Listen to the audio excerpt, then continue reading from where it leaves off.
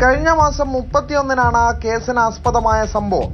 5ാം class വിദ്യാർത്ഥിയായ 9 വയസ്സ് മാത്രം പ്രായമുള്ള പെൺകുട്ടിയെ പ്രതി ക്രൂരമായി ഉപദ്രവിക്കുകയായിരുന്നു.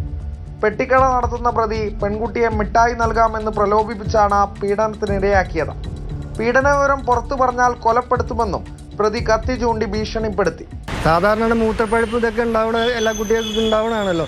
അപ്പോൾ ഉമ്മ ചോദിച്ചു, എവിടെ എന്താണ് നിങ്ങൾക്ക് സംഭവം, വെള്ളം കുടിച്ചാൽ പോലെ വെള്ളം കുടിക്കാത്തതിനുള്ള കുഴപ്പമാണെന്ന് പറഞ്ഞപ്പോൾ കുട്ടി പറയുകയാണ് അതല്ല, ഇങ്ങനെ ഒരു സംഭവം നടന്നിരിക്കണം ഉമ്മ.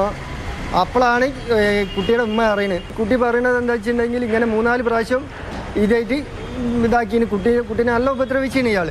ഐക്കരപ്പടി പൂച്ചാൽ സ്വദേശി മുഹമ്മദ് എന്ന 65-കാരനാണ് പ്രതി. സംഭവത്തിൽ കൊണ്ടോട്ടി പോലീസ് കേസെടുത്തിരുന്നു. എന്നാൽ കേസ് ഒതുക്കി തീർക്കാൻ ചെറുകാവ് പഞ്ചായത്ത് അംഗവും പ്രാദേശിക ലീഗ് പ്രവർത്തകരും ചേർന്ന് ശ്രമിച്ചുവെന്നാണ് കുടുംബത്തിന്റെ ആരോപണം.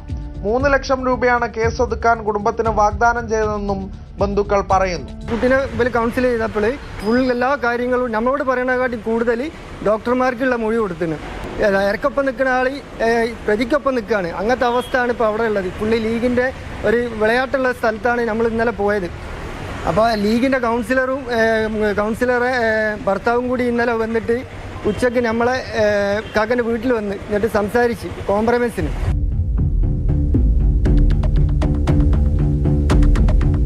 പ്രതി നിലവിൽ ഒളിവിലാണ്. മാതൃഭൂമി ന്യൂസ്, മലപ്പുറം.